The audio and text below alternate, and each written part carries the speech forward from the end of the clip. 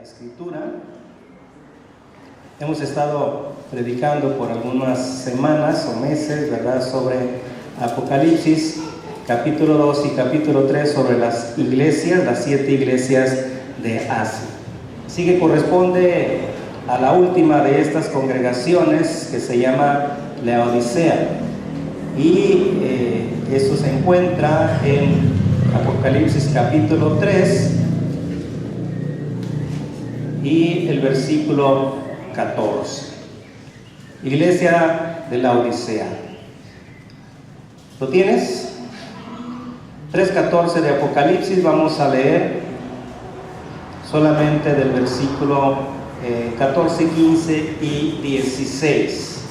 14, 15 y 16. Quiero empezar esta prédica, este tema, con una pregunta. ¿Cuántos creen que Dios nos ama? Amén. 4. A ver, levanta tu mano. ¿Crees que Dios te ama? Amén. Sí. Ahora yo te pregunto la pregunta invertida. ¿Cuántos aman a Dios? Amén. ¿Sí? ¿Seguro que amas a Dios? Ok, eso me gusta. Entonces vamos a empezar esta prédica, este mensaje, leyendo esta porción de la Escritura. Apocalipsis 3, 14, 15 y 16. Lee conmigo: y escribe al ángel de la iglesia en Laodicea: he aquí el amén, el testigo fiel y verdadero, el principio de la creación de Dios, dice esto: yo conozco tus obras. Hasta ahí todo va bien, ¿verdad? Yo conozco tus obras, que ni eres frío ni caliente. Ojalá fueses frío o caliente, pero por cuanto eres tibio y no frío ni caliente, te vomitaré de mi boca. ¿Listos para orar? Sí. Bueno, Padre, gracias por tu palabra. Pedimos que nos ministres, que nos hables. Tu palabra viva, eficaz, poderosa. Señor, esa es la que necesitamos, Señor. No queremos una palabra blanda, no queremos una palabra, Señor, que sea consentidora. Queremos la palabra genuina, la palabra fidelina, la palabra real, la palabra verdadera, esa que es el hálito de vida de nuestro espíritu. Esa es la que en esta noche pedimos, Señor, la que traigas al corazón, en el nombre poderoso de Jesús. Amén. Puedes sentarte. La Odisea.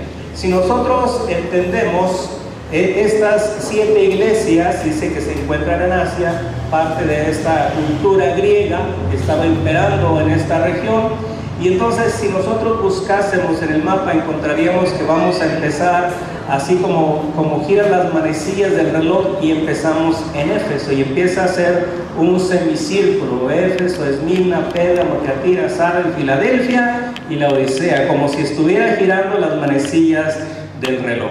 Y algunos teólogos dicen que esto solamente representa los 7 periodos de la iglesia. O sea, quizás ahorita nosotros estamos en el tiempo de la Odisea, o sea, el tiempo final de la existencia de la iglesia, del cuerpo de Cristo sobre esta tierra, ¿verdad? Bíblicamente no hay nada que sustente, pero algunos estudiosos han dicho estos son los periodos que la iglesia ha recorrido sobre la tierra después del derramamiento del Espíritu Santo. Yo lo comento solamente así. Así que empezamos en Éfeso, y en Éfeso ahí se presenta el Señor como el que tiene las 7 estrellas, ¿verdad? El que tiene el control, el cuidado sobre cada una de las congregaciones. Así que quiero solamente volver a mencionar cómo se presenta el Señor a estas iglesias, ¿verdad? Es el que tiene las 7 estrellas, capítulo 2, versículo 1, y luego en el versículo 8 dice el que estuvo muerto y el que vive, ¿verdad? El que resucitó. Y luego en el 12 dice lo siguiente: el que tiene la espada aguda de 2 filos, dice esto: la palabra de Dios es la espada aguda. Luego en el 18 dice: el que tiene ojos como llama de fuego y pies semejantes al bronce bruñido, ¿verdad? Y luego pasamos al capítulo 3, versículo 1, dice: el que tiene los 7 espíritus de Dios. La palabra, el número 7, dentro de los términos espirituales, habla de la perfección, de la cabalidad, de lo completo. Luego el versículo 7 dice: el que tiene la llave de David. Y ahora nos encontramos en el 14, dice: he aquí el amén, el testigo fiel y verdadero y el principio de la creación. Está hablando de Jesucristo y está hablando de una manera afirmativa de quién es Él, ¿verdad? El alfa, el omega, el primero, el postrero, ¿verdad? Él dice el amén, el Dios todopoderoso. Así que yo quisiera hacerles un poquito de historia. Jesús dice: yo edificaré mi iglesia. Jesús, cuando encuentra la iglesia que somos nosotros, no nos encuentra ya en un punto terminado, nos encuentra en el proceso, y Jesús nos da el ejemplo. Yo quiero hablarte un poquito de la iglesia. La iglesia se sostiene sobre 3 fundamentos principales, o sobre 3 columnas está el edificio de Dios. Una de ellas es la palabra. Jesús empezó en su ministerio con la prédica de la palabra. La palabra nos enseña, la palabra nos trae el conocimiento, y es fundamental. Lo primero que recibimos es la palabra. Segundo que recibimos del Señor es su sangre, su sacrificio, y su sangre nos limpia, nos lava, su sangre nos redime. Pero lo tercero que recibimos como iglesia es el derramamiento del Espíritu Santo y el Espíritu. Di conmigo: su palabra me enseña, su sangre me limpia y su Espíritu me vivifica. Así que la iglesia no existió, ya estaban los discípulos, ya estaban los apóstoles, pero la iglesia, los comienzos de la iglesia se revelan en Hechos capítulo 2 con el derramamiento del Espíritu Santo. Ahí empieza la iglesia. ¿Y cómo comienza la iglesia? ¿Cuáles son los inicios de la iglesia? ¿Cómo vemos a la iglesia? Una iglesia endeble, una iglesia apática, una iglesia indiferente, una iglesia, ¿verdad?, como media animada, desanimada. ¿Cómo vemos en Hechos capítulo 2 a la iglesia? Dime tú, ¿cómo ves a la iglesia? Una iglesia llena del Espíritu Santo, ¿verdad? Cuando buscaron a aquellos que sirvieran las mesas, ¿verdad?, les dijeron que sean varones de buen testimonio, de fe y llenos del Espíritu Santo. ¿Cómo tenía que ser el creyente? Lleno del Espíritu Santo. Volviendo a esto que le mencionaba, si estas iglesias, si estas 7 iglesias revelan el recorrido de la iglesia sobre esta tierra como testimonio, entonces vemos una iglesia que está a los principios en Éfeso. Una iglesia que vive en el primer amor, una iglesia comprometida, entregada, apasionada por el Señor y por el Espíritu Santo. Pero luego vemos el recorrido de la iglesia por toda nuestra historia. Y para no mencionar cada uno de estos periodos, llegamos a la iglesia de Laodicea.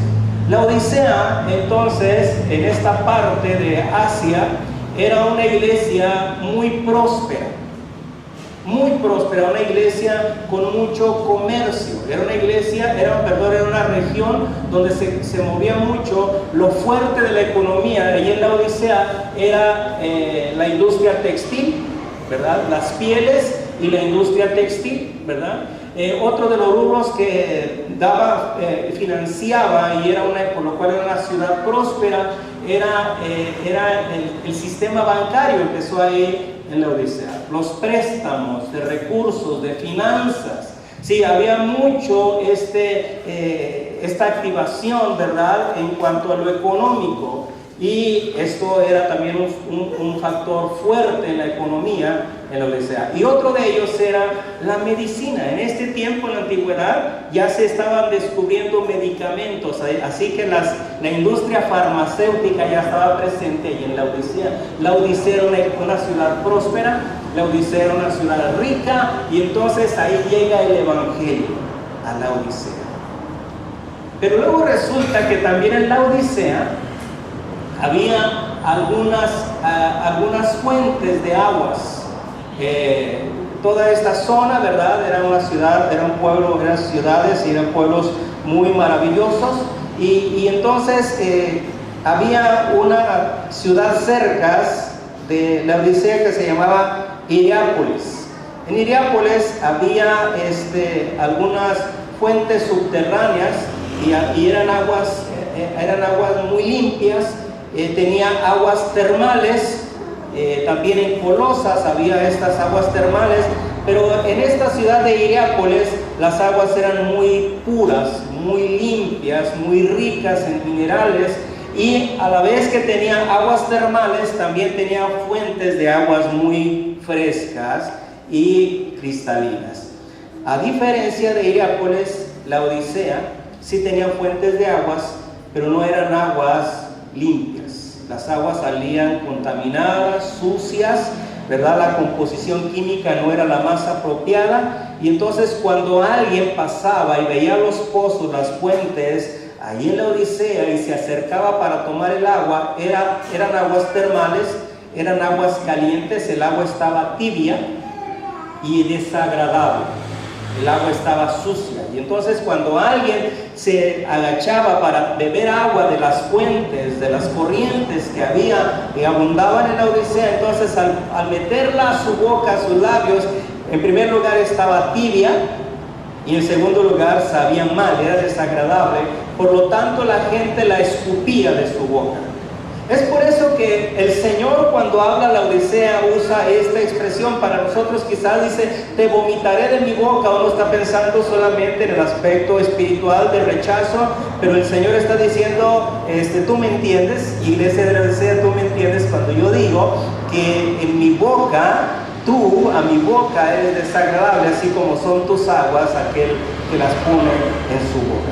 Ahora, quiero decirte algo aquí. Yo preguntaba hace un momento, ¿cuántos sabemos que Dios nos ama? ¿Todavía estás seguro que Dios te ama? Una mano, tres manos, ya me preocupé, ¿verdad? Levanta la mano, ¿estás seguro que Dios te ama? ¿De verdad estás seguro que Dios te ama? Ok. Déjame te digo que por lo general, aunque sí está hablando de tibieza espiritual, la iglesia debe ser una iglesia ferviente en el espíritu. ¿Cómo debe ser la iglesia? Ferviente, encendida, un fuego, una pasión, un entusiasmo, una búsqueda, una relación, una comunión con el Espíritu Santo de manera constante, ¿verdad? Esa debe de ser el estatus, la condición de la iglesia. Pero hay un versículo aquí, en este capítulo, dice, déjame lo encuentro.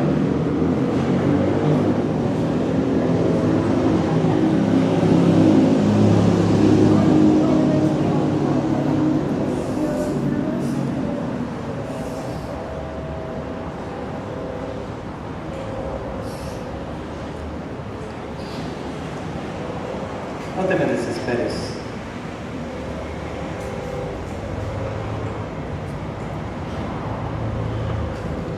No te me desesperes.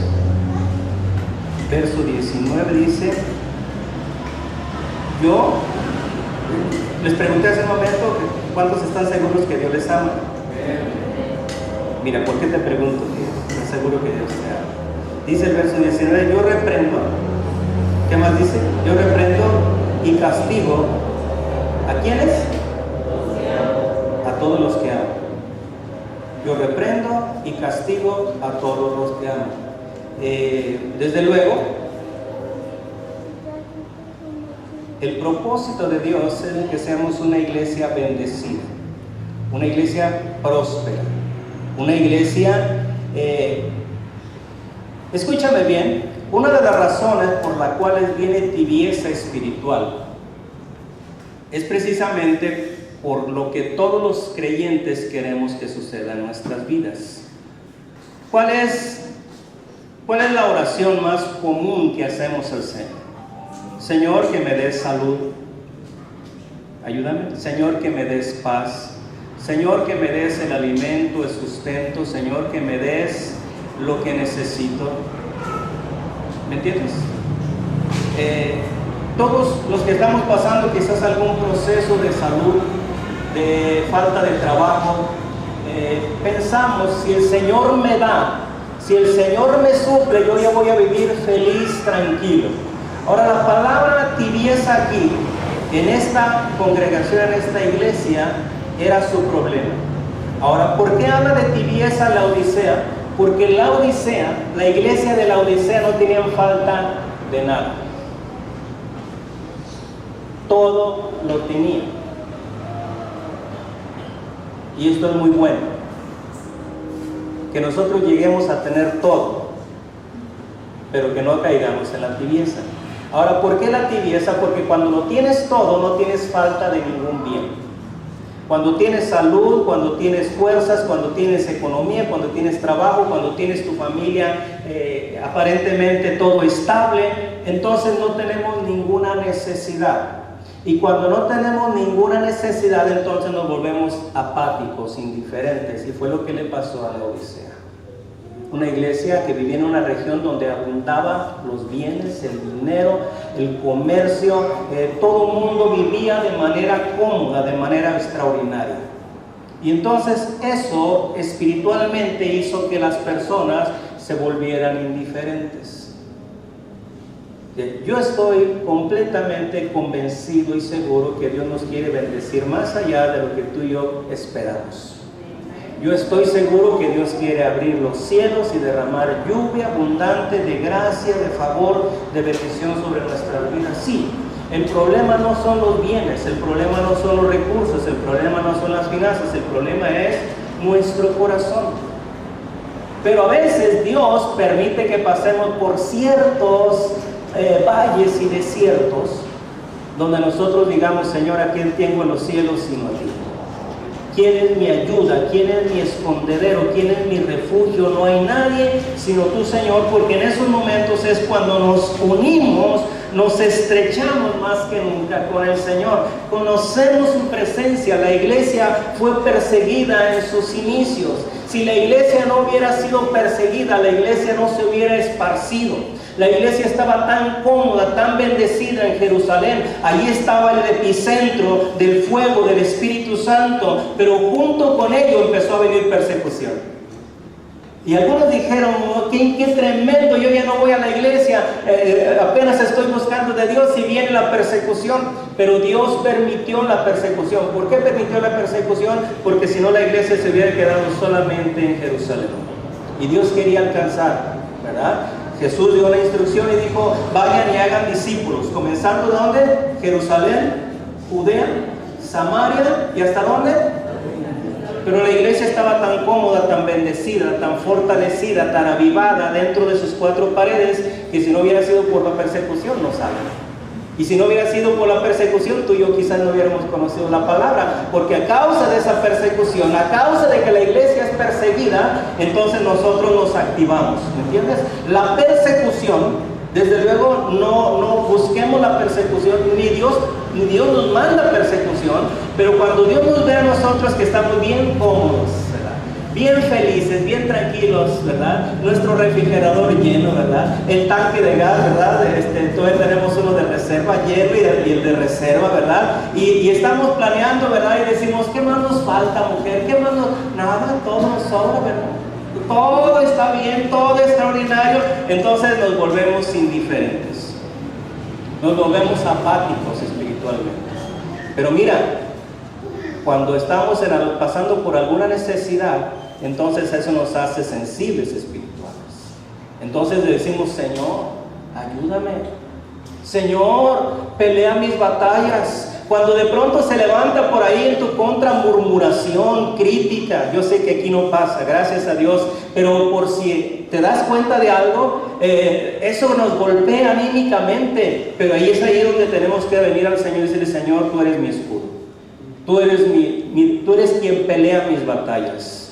Señor, tú eres quien hace que mi corazón se vuelva manso y yo me vuelva apacible, y yo me vuelva esa persona en la cual guarda su corazón y guarda sus labios para que no salga ninguna palabra de maldición, que mis sentimientos, mis emociones no alberguen ni enojo, ni ira, ni deseos de venganza. Y es ahí donde entonces nuestro corazón es formado.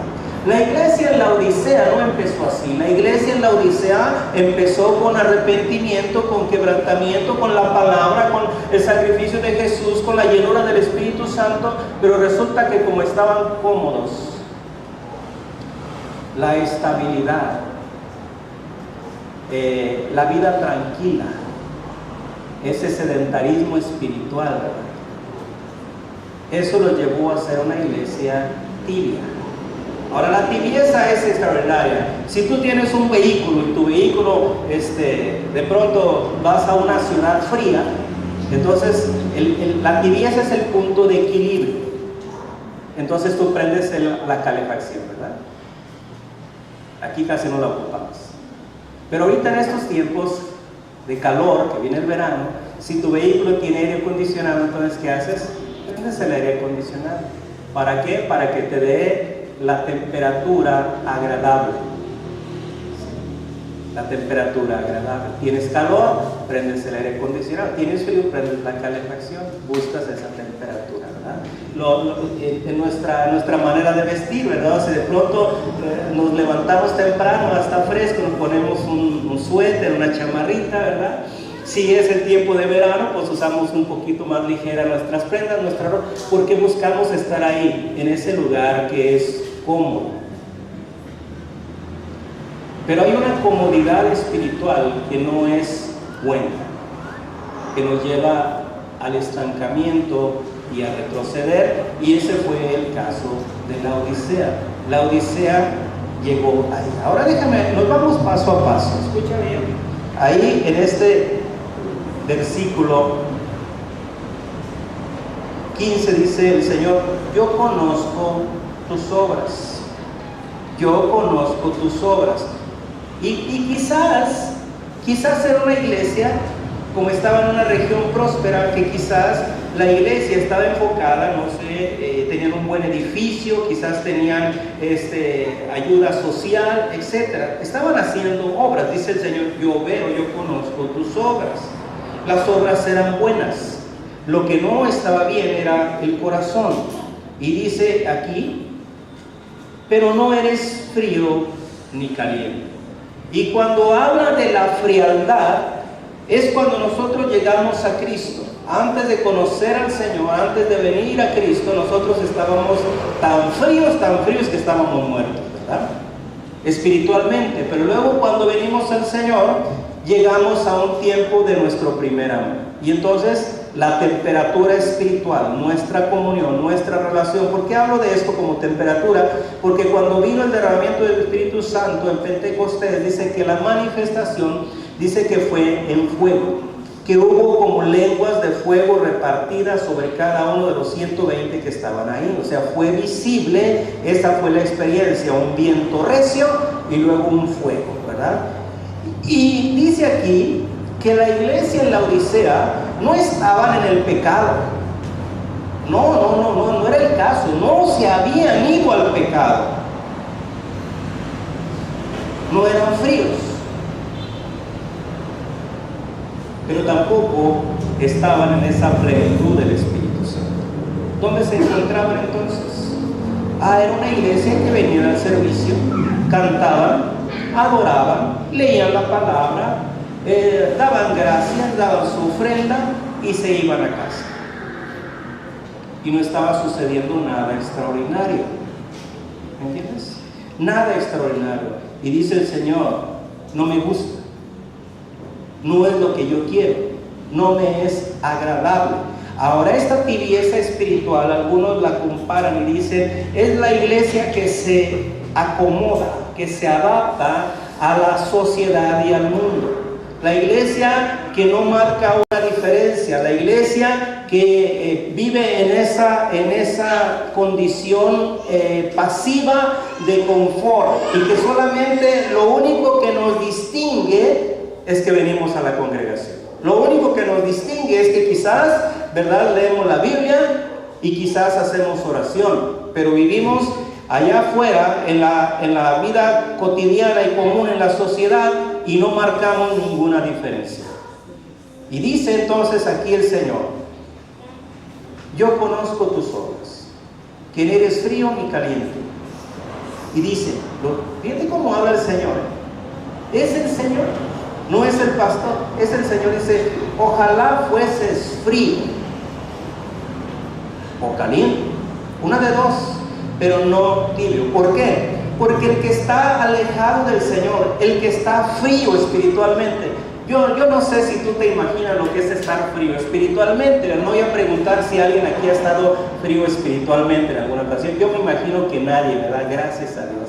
Al menos eso quisiera creer. Pero si por ahí tú te imaginas lo que es estar frío espiritualmente, llega el momento que te sientes tan insatisfecho. Llega el momento que te sientes tan mal delante del Señor y te sientes mal contigo mismo, ¿verdad? ¿Alguien conoce alguna persona que ha estado frío espiritualmente? ¿Sí? No estoy suponiendo que tú, ¿verdad? Pero ¿alguien conoce, ha escuchado de alguien que ha estado frío espiritualmente? Dicen que se siente feo, ¿verdad? Que uno se siente mal delante del Señor, que se le quitan las ganas de orar, que se le quitan las ganas de venir a la iglesia, de leer la Biblia. Eso dicen, yo no sé, ¿verdad? Y entonces, pero llega el momento en que reaccionas.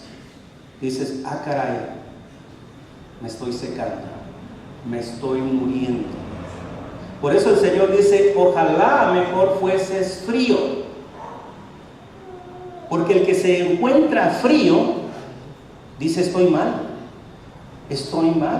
me estoy secando, me estoy muriendo, yo necesito algo del Señor en mi vida, ¿verdad? Y entonces hay una reacción. Pero el que se siente bien como está, aunque esté mal, entonces dice, yo no necesito ningún cambio, yo así estoy bien, ¿verdad? Y si de pronto la prédica le golpea o le llega o le habla, dice, no, eso es para fulano, pero bueno, somos muy buenos para repartir, ¿verdad? Hasta volteamos y decimos, lástima que no vino la hermanita Chonita, esa prédica estaba buena para ella, ¿verdad? Somos buenos para repartir las prédicas. Pero dice el Señor, ojalá fueses frío. No que el Señor nos quiera ver fríos, escucha bien, no. Lo que no nos quiere ver es indiferentes. ¿Cómo no nos quiere ver? Voté con alguien por ahí y dile, Dios no nos quiere ver indiferentes. No nos quiere ver pasivos. Dios no nos quiere ver cómodos. Dios no nos quiere ver sentados. Y cuando hablo de comodidad, no estoy hablando de la comodidad de una buena silla. Estoy hablando de que estemos tan cómodos, que no querramos mover un dedo para engrandecer al Señor y establecer su reino. Ojalá fueses frío o caliente, pero mira lo que eres, dice el Señor, pero eres tibio. Ya eso ya no le digas a tu compañero, pero eres tibio. Y por cuanto no eres frío ni caliente, dice, yo te arrojaré, te vomitaré de mi boca. Ahora, escucha bien. La Biblia dice que nuestros caminos no son los caminos del Señor, ni nuestros pensamientos son los pensamientos del Señor. Mira cómo piensa el hombre, cómo piensa el ser humano, cómo pensaba la iglesia. Verso 17, porque tú dices, la iglesia pensaba, yo soy rico. Ahora esta expresión, yo soy rico, es en los dos sentidos, es en el sentido espiritual. ¿Por qué? Porque la iglesia estaba haciendo obras, porque la iglesia quizás era una iglesia generosa, porque la iglesia quizás buscaba los barrios pobres de la ciudad y de pronto decía, vamos a hacer un evento, ¿verdad? Vamos a compartir de lo que tenemos. Esto es bueno, es maravilloso, pero no es suficiente. Yo soy rico y me he enriquecido. Ahora, se consideraban ricos espiritualmente, pero también tenían abundancia. La iglesia de la Odisea no era una iglesia de gente de la media baja. La iglesia de la Odisea era una iglesia de gente próspera, de gente con riqueza, con bienes. Era una iglesia bendecida. ¿Cuántos quieren ser bendecidos por el Señor? Y poquitos. Levanten la mano. No es mala la bendición, no es mala los bienes, no es mala la riqueza. Lo malo es que pongamos nuestro corazón en ellas, que fue lo que pasó en la Odisea. Pusieron su corazón en los bienes, en la prosperidad, en el negocio, en el trabajo, en la empresa, y ahí estaba su corazón. Y dice el Señor, esto es lo que tú crees, esto es lo que tú dices, yo soy rico y me he enriquecido y de ninguna cosa tengo necesidad. Ninguna necesidad. ¿Cuántos quisiéramos llegar ahí donde no tengamos ninguna necesidad? Todos. Pero déjame te digo que hay un riesgo llegar ahí. ¿Cuál es el riesgo? Como todo lo tenemos, como todo, de todo hay abundancia, ¿verdad? Como cualquier cosa que se te apetezca, se te antoje, lo tienes. Quieres irte de vacaciones, a un viaje, a un crucero, y dices, mujer, busca la página, ahí en Trivago, compra el viaje, haz la reserva. ¿De qué cuenta lo pago, mi amor? ¿De la tuya o la mía? De la que quieras, ¿verdad? No hay escasez. No hay ninguna escasez, ¿verdad? Recíbanlo claro, arrebátenlo claro. Nomás tengan cuidado, no le vaya a pasar lo que a la Odisea. Y de pronto llega el momento donde la abundancia ya no nos hace dependientes de Dios, sino somos dependientes de nuestros recursos, de lo que tenemos. Dios nos quiere prosperar, pero recuerda, cuando Dios te empieza a prosperar, no se te olvide que eres un mayordomo, que eres un administrador, que todo le pertenece a Él. Recuerda aquella parábola donde dice que les reparte los talentos, ¿entiendes? Y dice que al tiempo viene el amo a pedir cuentas de los talentos. ¿Qué habían hecho? 2 de ellos los habían multiplicado, los habían puesto a trabajar, no eran de ellos, pero se les había dado una responsabilidad. Lo que tú tienes, ¿cuánto tienes? ¿Qué tienes? No es tuyo, es del Señor. Él te lo dio para que tú lo administres. Administralo bien, y cuando Él vea que lo administras bien, entonces te da mucho más. ¿Me entiendes? Te da más porque ve que eres digno de confianza, porque sabe que no te adueñas de ello, porque sabe que no, eso no cambia tu corazón, eso no envanece tu corazón. Entonces dice el Señor, dale más, dale más. Recuerda que cuando viene aquel que no lo puso a trabajar, ¿a quién se le entregó? Se le entregó al que tenía más. Escucha bien, nosotros pensaríamos, no, dáselo al que tiene nada más 2, para que más o menos. No, dice, dáselo al que tiene 5, porque el que tenía 5 lo había multiplicado, pero no había cambiado su corazón. Su corazón seguía siendo sencillo, diligente, fiel. ¿Me entiendes? Y dice aquí la palabra, este es tu pensamiento, iglesia. Yo soy rico, me he enriquecido y de ninguna cosa tengo necesidad. Eso era la perspectiva de la iglesia, esa era la mentalidad de la iglesia.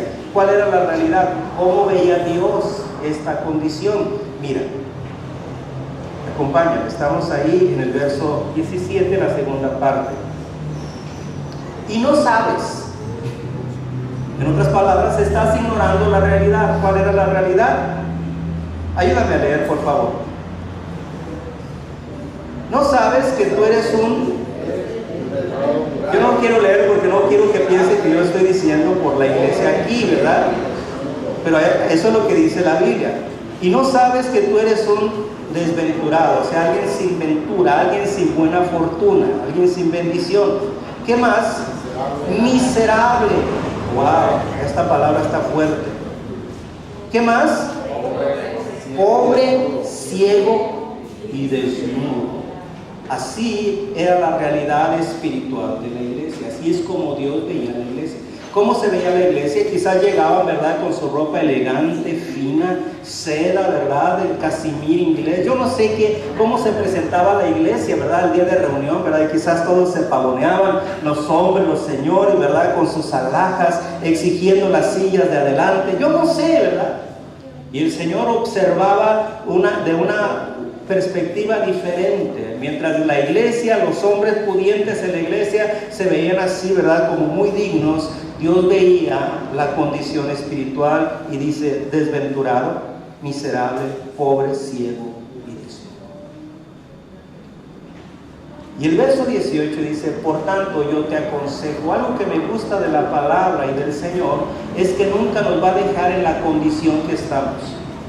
Él no está viendo el fracaso de nosotros, Él no está viendo nuestra mala actitud, Él no está viendo, ¿verdad?, lo peor de nosotros. Él está viendo nuestra realidad y nuestra condición, pero está observando y viendo cómo nos vamos a levantar. Él dijo: yo edificaré mi iglesia. La iglesia tiene que ser edificada, y la iglesia se edifica, les decía yo al principio, por la palabra, por la sangre y por el Espíritu.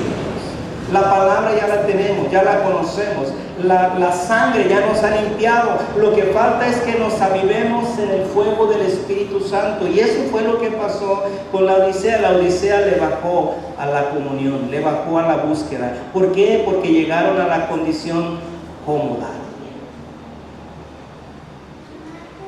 Y le decía, ¿verdad?, quizá la esposa al esposo: amor, ya tiene días que no oramos, mañana. Oye, amor, y el devocional con los niños, mañana. Porque no había una necesidad. Pero cuando tenemos necesidad, a las 3 de la mañana le hablas al pastor: pastor, por favor, ¿puede orar por mí? Porque nuestra necesidad nos hace buscar, nos hace clamar. ¿Me entiendes? No importa. ¿Tienes sueño? No importa. ¿Tienes hambre? No importa. ¿Está lloviendo? No importa. Buscamos de Dios. ¿Por qué? Porque la necesidad nos acerca a Dios. Ahora aprendamos a acercarnos a Dios no por la necesidad, sino por lo que Él es, para que Él te empiece a bendecir. Desde luego, todo lo que la iglesia de la Odisea tenía, Dios se los había provisto, Dios se los había suplido. Pero escuchaba yo, y alguien lo compartió en el cara a cara ahí con los hombres, si mal no recuerdo, lo mencionaba así, ¿verdad? Que un día llega alguien a la congregación, conoce del Señor, conoce de la palabra, se convierte, ¿verdad? Y su condición era muy precaria, muy inestable en su situación económica. Y de pronto le dice al pastor: pastor, ¿y por qué no ora por mí para que Dios me bendiga, para que Dios me haga prosperar? Y el pastor le dice: amén, vente hermano, ora por él. Y ora por él y dice: Señor, bendice a tu siervo, a tu hijo, él te ama, él te necesita, él te busca. Y entonces el hermano empieza y pone un negocito y empieza a vender, y cada vez vendía más, ¿verdad? Y le dice: pastor, Dios me está bendiciendo. Bueno, entonces tú honra a Dios también. Obedécele al Señor, traes tus ofrendas y tus diezmos al Señor para que Él te siga bendiciendo, ¿verdad? Y entonces el hermano sigue su negocio prosperando, y luego pone otro negocito, otra sucursal, ¿verdad? Y el hermano viene emocionado, y era muy fiel, muy constante. Y luego resulta que viene y dice: pastor, ya me animé, ando comprando una casa. Qué bueno, hermano, Dios te está bendiciendo, sigue así. Compra su casa, ¿verdad? Al año siguiente resulta que era también todo, que luego compra una siguiente casa, y luego al siguiente año pone una tercera sucursal de negocio, porque aquello iba prosperando muy bien. Pero un día se sienta este hermano, ¿verdad? El hermano, cuando empezó a venir a la iglesia, no venía caminando, venía a pie. Luego se compró una bicicleta, y un día le dice: pastor, ya quiero comprar coche, quiero comprar carro, ¿verdad? El pastor le dice: vente hermano, vamos a orar, Padre, dale un vehículo al hermano para que no tenga que caminar, para que su familia no tenga que batallar para venir a la iglesia, ¿verdad? Al año siguiente le dice: pastor, acompáñame a la agencia, voy a comprar mi carro nuevo. Y entonces el hermano iba prosperando y prosperando. Pero un día se sienta el hermano y dice: caray, ya estoy dando mucho a la iglesia. Hizo las cuentas, ¿verdad?, de todo lo que tenía que ofrendar, y el hermano dijo: no, ya es mucho dinero. Y dijo: yo creo que ya no voy a dar tanto. No, ¿para qué quiere tanto el pastor? Y entonces viene con el pastor y dice: pastor, yo he estado pensando bien, y pues yo estoy dando mucho dinero. Es mucho lo que yo doy por semana a la congregación, y la verdad ya lo pensé bien, pastor. Ya no voy a dar tanto. Sí voy a dar, pero voy a una cantidad solamente simbólica. Y le quise avisar para que no le extrañe. Y le dice el pastor: está bien, estoy de acuerdo, si eso es lo que decides, está bien. Pero ¿te acuerdas que yo oré por ti para que Dios te bendijera? Sí, pastor. Bueno, pues ahora te invito nuevamente, ven por ti, porque voy a orar para que el Señor te quite todo lo que te ha dado y vuelvas a ser aquel hombre fiel que le daba al Señor todo lo que el Señor le bendecía y era constante y era esforzado. Ah, no, pastor, no, yo no quiero por mí. Ah, pues entonces sigue estando fiel con el Señor. Y es que ese es nuestro corazón. ¿Quién es el que nos prospera? ¿Quién es el que nos bendice? ¿Quién es el que tiene riquezas para darnos? Pues es el Señor. Pero ¿qué pasa? Que a veces nuestro corazón se desvía. Dios te quiere bendecir. Di conmigo, Dios me quiere bendecir. No, así con ese ánimo ni yo te bendigo. Si yo fuera Dios, yo decía, espérate que se anime. Levanta tu mano, di conmigo, Dios me quiere bendecir. Dios me quiere prosperar. Pero quiere que yo sea fiel. Y mira, dice este verso, estamos en 18 ahora. Por tanto, yo te aconsejo. Y si tú quieres un buen consejo, es el consejo de Dios. Si tú vas con el compadre, con la vecina, ¿verdad? Si tú traes una situación de necesidad económica y vas con el vecino, ¿verdad? Vas con el prestamista, cada uno te va a dar un consejo. ¿Dónde vamos a tomar nuestros consejos? De la palabra del Señor. Y el Señor dice, por tanto, yo te aconsejo que de mí compres. ¿Que de mí qué? Compres. A ver otra vez, ¿que de mí qué? Compres. Que de mí compres. ¿Qué vamos a comprar del Señor? Oro refinado en fuego para que seas rico, y vestiduras blancas para vestirte, y que no se descubra la vergüenza de tu vejez, y unge tus ojos con colirio para que veas. Compra. Oye, ¿que no todo es gratis en el Señor? Decimos la salvación es gratis, la vida es gratis, la bendición es gratis, todo es gratis. Bueno, pues resulta que no. Y aunque no necesariamente tiene un costo monetario, económico, pero hay un tipo de moneda que es utilizable en el reino de los cielos, ¿verdad? Y lo veíamos hace algunas semanas en Romanos capítulo 13, ¿verdad? Pagad a todo lo que debáis, al que respeto, al que honra, y al que, ¿qué más? Son tres cosas. ¿Qué? Exacto. Ahora, aquí yo veo que hay un tipo de moneda para comprar.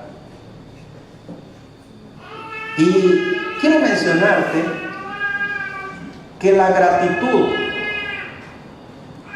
la obediencia, la honra, el servicio y la santificación son monedas que nosotros vamos a tener que ganar, que adquirir para comprar lo que Dios va a derramar sobre nuestras vidas.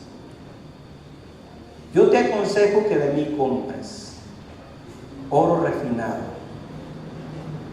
El oro es una figura de lo celestial, de lo divino. Y aunque la iglesia y los hermanos en la iglesia quizás eran ricos o tenían una postura de prosperidad en cuanto a lo económico, quizás sus hogares, quizás sus negocios, quizás su forma de vestir, todo estaba excelente, pero dice el Señor, ahora compra de mí, adquiérelo conmigo, lo que te falta. ¿Qué le faltaba a la iglesia? Estar en una condición de relación, de comunión, de santificación, de llenura del Espíritu Santo. Dice el verso 19, yo reprendo y castigo a todos los que aman. Yo por eso les preguntaba, ¿cuántos están seguros que Dios les ama? Entonces, si Dios te ama, cuando Él vea la necesidad, Él nos va a castigar y nos va a reprender. ¿Estás de acuerdo? ¿Seguro? Entonces luego no andemos llorando, ¿verdad? Ni quejándonos. Señor, ¿por qué? Porque dice, a los que yo amo, yo los reprendo, yo los castigo. Qué bendición tenemos en que el Señor esté ahí puntual para llamarnos la atención. Porque si no nos llamara la atención, no nos percataríamos. Seguiríamos estando como la Odisea, pensando que estamos bien, pensamos que estamos ricos, pensamos, ¿verdad?, que lo tenemos todo. Pero dice el Señor, el verso 17, la segunda parte, Eres un desventurado, miserable, pobre, ciego y desnudo. Oye, qué condición de la iglesia de la Odisea. Pero dice el Señor, yo te aconsejo, compra de mí. Yo reprendo y castigo, verso 19, a todos los que amo. Sé pues celoso. Hay dos tipos de celos: los celos enfermizos, los celos a veces mal infundados, esos son malos. Pero aquí está hablando de que nosotros tengamos un celo por el Señor. Estos celos no son de desconfianza, estos celos son de fidelidad, son de lealtad, son de compromiso, son de dependencia. Sé pues celoso y arrepiéntete. No es suficiente con reconocer si algo lo estamos haciendo incorrecto. Arrepentimiento es el punto, cambiar de conducta. He aquí, dice el verso 20, yo estoy a la puerta y llamo. Si alguno oyere mi voz y abrir la puerta, entraré a él y cenaré con él y él conmigo. Lo que está diciendo el Señor siempre va a estar ahí, siempre.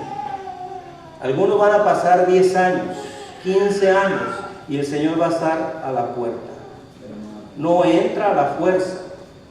Él no va a abrir de manera arbitraria. Él va a esperar que tú le abras la puerta. ¿Para qué? Para estar contigo. Dice, cenaré con él y él conmigo. Habla de comunión, habla de relación, habla de cercanía. Nosotros necesitamos, la iglesia de Odisea necesitaba volver a otra vez a activarse espiritualmente en esta comunión, en este fluir del Espíritu Santo. Pero dice el Señor, yo estoy a la puerta. Recuerda, iglesia, yo estoy a la puerta, estoy tocando la puerta, pero tú eres quien va a abrir la puerta para que yo entre, para que yo vuelva a activar ese dinamismo, esa relación estrecha, ese fuego del Espíritu Santo. Verso 21, al que venciere.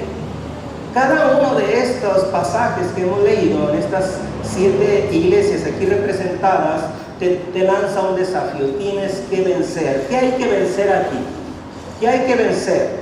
Hay que vencer esa frialdad espiritual, esa tibieza espiritual, esa condición donde yo digo, yo estoy bien, así me siento a gusto, donde buscamos nuestros propios sueños, nuestra propia realización, nuestros propios anhelos, donde hacemos las cosas que nos gustan, ¿verdad? Si vamos a hacer algo en la iglesia, yo hago solamente lo que me gusta, yo hago solamente lo que yo quiero, solamente donde me siento cómodo, no donde me ponen, no, ni siquiera oro, Señor, ¿te agrada lo que hago? No, yo hago las cosas porque a mí me gusta, porque yo quiero, y tiene que haber un cambio. No hagamos cosas porque a mí me gusta, hagamos las cosas porque eso glorifica al Señor, porque eso bendice a alguien más y eso va a traer un derramamiento del Espíritu Santo para los demás y para nuestras vidas. Al que venciere. Ahora escucha bien, repetidas ocasiones el libro de los Efesios habla acerca de este tema, de estar sentados en los lugares celestiales con Cristo Jesús. Y a veces decimos, yo soy un hijo de Dios, tengo identidad, soy un vencedor, soy un triunfador, y a veces repetimos esas frases tan elocuentes, tan bonitas, tan positivas, pero no deben ser solamente frases. Qué bueno que tienes esa disposición, esa mentalidad, esa postura, pero dice aquí que tienes que vencer. Y cuando habla aquí de vencer, no está hablando de vencer contra un enemigo externo, sino el peor enemigo en esto es el enemigo interno, somos nosotros mismos. ¿Qué voy a vencer? Mi condición de mediocridad, mi condición de comodidad, de confort. Al que venciere, le daré que se siente conmigo en mi trono, así como yo he vencido y me he sentado con mi Padre en su trono. Para que podamos tener ese acceso a lo celestial, al poder y a la autoridad que Cristo tomó cuando resucitó de entre los muertos, dice que yo tengo que vencer como Él venció. ¿Qué venció? Jesús venció, recuerda, cuando estaba en el Getsemaní, ahí fue su victoria. Su victoria no fue precisamente en la cruz, su victoria fue en el Getsemaní. Porque ahí es donde Él estaba luchando consigo mismo. ¿Recuerdas cómo oró? Y dijo, Padre, si es preciso, si es posible, pasa de mí esta copa. Lo que estaba diciendo es, mi voluntad mi deseo, lo que yo quiero es que tú quites esta copa. Pero en su oración él incluía, pero que no se haga como yo quiero, que no se haga mi voluntad, sino tu voluntad. Y entonces, finalmente, lo que se concluyó, lo que se realizó ahí fue la voluntad del Padre. Él dijo, yo vencí. ¿Qué venció? Su deseo de hacer las cosas a su modo, a su manera. Su deseo de hacer las cosas en los planes, en los fines que él perseguía. Y cuando él dice, tú tienes que vencer como yo he vencido y me he sentado con mi Padre. Por eso conocemos bien esa escritura de Filipenses capítulo 2, donde dice, haya en vosotros el sentir que hubo en Cristo Jesús, el cual siendo en forma de Dios no se aferró, no lo tuvo como cosa que aferrar, sino que se despojó a sí mismo, haciéndose obediente hasta la muerte y muerte de cruz. O sea, su victoria no fue precisamente en la cruz, su victoria fue un día antes de la cruz, cuando él dijo, Señor, aquí estoy listo para hacer tu voluntad. Y dice, por lo cual Dios le exaltó hasta lo sumo y le dio un nombre que es sobre todo nombre, para que en el nombre de Jesús se doble toda rodilla, de lo que está arriba en el cielo y abajo en la tierra, y toda lengua confiese que Jesucristo es el Señor, para gloria de Dios Padre. Jesús está diciendo al que venciere. ¿Qué vamos a vencer? ¿Cuál es la victoria? A veces decimos, el diablo, hermano, el diablo. Y déjame te digo que más fuerte que el diablo hay otro enemigo. Somos nosotros mismos. Son nuestros deseos, son nuestros pensamientos. Es nuestra voluntad personal. Esa es la que tenemos que vencer. Y el Señor dice, si tú vences, entonces, estamos en el verso 21, yo haré que te sientes conmigo en mi trono, así como yo he vencido y me he sentado con mi Padre en su trono. Amén.